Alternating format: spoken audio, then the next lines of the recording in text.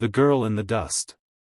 It started on a Wednesday morning, one of those gray, windless days when the world feels like it's holding its breath. The massive construction site at the edge of the city was already rumbling with machinery, the clang of metal echoing through the air.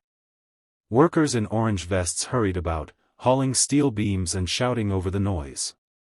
But high above them all, on the balcony of the half-built skyscraper, stood Ethan Cole, a man who'd once been called the King of Concrete. His company built towers, bridges, entire cities.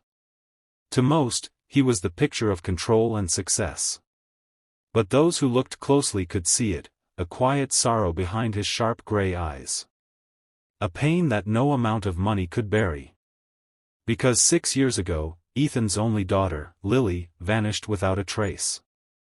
She had been 12. Sweet, curious, always asking questions about the world. One moment she was laughing in the garden, chasing her golden retriever through the autumn leaves, and the next, she was gone. The police searched, the media swarmed, but no one ever found her. Ethan's wife didn't survive the grief. She passed away from heart failure 2 years later. And from that day on, Ethan stopped smiling. That morning, Ethan was reviewing blueprints with his foreman when something below caught his eye. Down by the scaffolding, where workers were sorting bricks, stood a young woman, maybe 20, her helmet slightly too big, her overalls smeared with dust. But it wasn't her youth or her small frame that stopped Ethan mid-sentence. It was her face.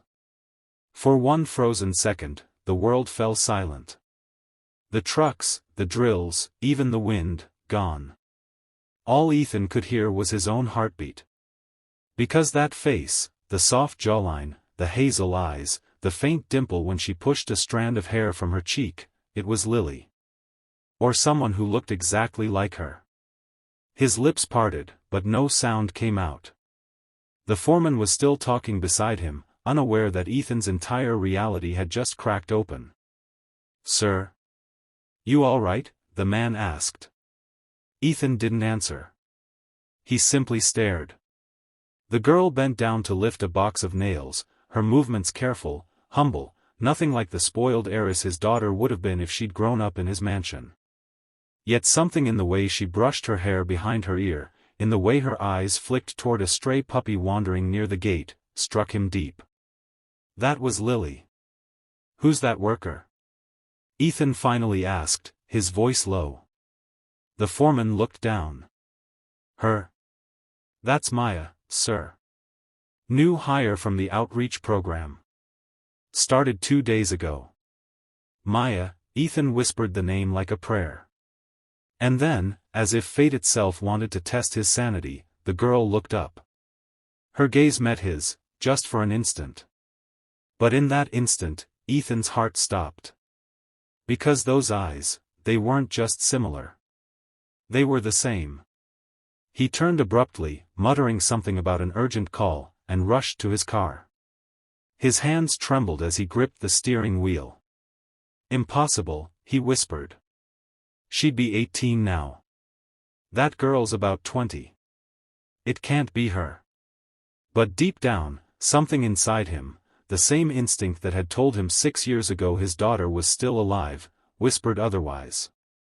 If this story has your heart pounding and your mind spinning, make sure to hit that like button and subscribe to the Kindness Chronicles, because what happens next will leave you speechless.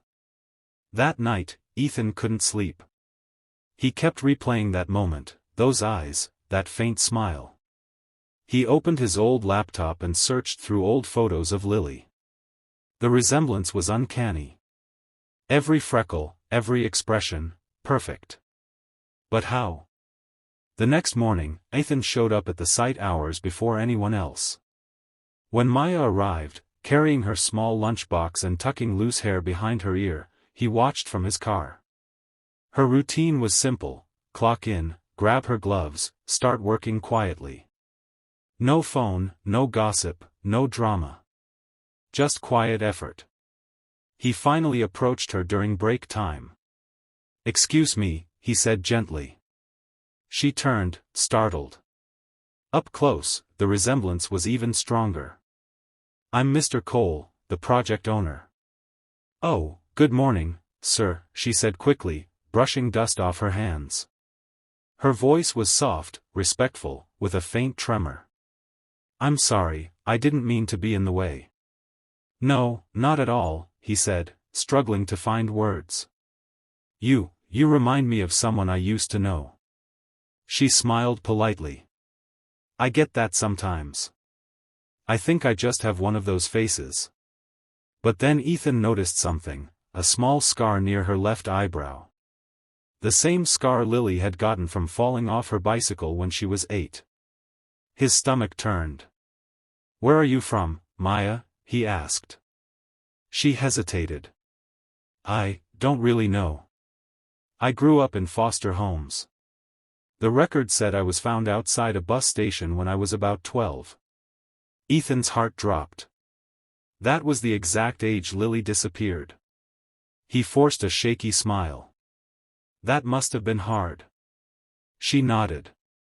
"Yeah. But I'm okay now. I like working here. I like building things." Ethan excused himself before the emotion broke through. The moment he got into his car, tears streamed down his face. Could it be? Could this really be his daughter? He needed proof. Quietly, he ordered his assistant to retrieve Maya's employment file. When he opened it that night, his hands trembled. There was no birth certificate, no parental record. Just a hospital report from a small clinic in another state, dated 6 years ago, around the same time Lily vanished. And then came the final clue, her blood type. O negative. The same rare type as his daughter's. Ethan leaned back, gasping. It was her. He could feel it in his bones. But how had she survived? Who had taken her? And, why didn't she remember? He decided he couldn't confront her yet. Not without proof, not without certainty. So he did the only thing he knew how, he watched over her from afar. But fate had other plans. The truth beneath the dust. A week later, a sudden rainstorm hit the city, flooding parts of the construction site. Workers scrambled to secure materials as thunder rolled overhead. Ethan had just arrived when chaos broke out. A scaffold collapsed on the east wing, trapping 2 workers underneath. Ethan didn't think, he ran. When he reached the site, debris and dust filled the air. And then he saw her, Maya, pinned under a beam, struggling to breathe. He rushed forward with the crew, shouting orders, helping lift the wreckage. When they finally freed her, she was unconscious. Ethan carried her himself to the ambulance, ignoring everyone's stares. At the hospital, he refused to leave her side. As doctors treated her, his heart raced like it hadn't in years. When the nurse came to take her blood sample, Ethan asked quietly for a DNA comparison. It took 3 days, 3 of the longest days of his life. On the 4th morning, the results arrived. 99.98% match. Maya was Lily Cole. Ethan dropped to his knees, clutching the paper like it was holy. Tears poured freely, for the years lost, for the birthdays missed, for the miracle standing before him. But the miracle was incomplete, because when Lily woke up, she didn't recognize him. "Who are you?" she asked, voice weak, confused. He took her hand gently. "I'm your father, Lily." She frowned. "My father?" She shook her head, wincing from the pain. "No, my name is Maya. My parents abandoned me. I've never had a family." The words stabbed him. But he didn't give up. He showed her pictures, of her as a child, of her mother, of their old home. Something flickered in her eyes, confusion, recognition, then fear. I don't remember," she whispered, clutching her head. "There was a woman. She said my parents didn't want me. She took care of me until one day she left. Then I woke up near a station." Ethan's chest tightened. Someone had taken his daughter, erased her past, rewritten her life. In the days that followed, he visited her daily.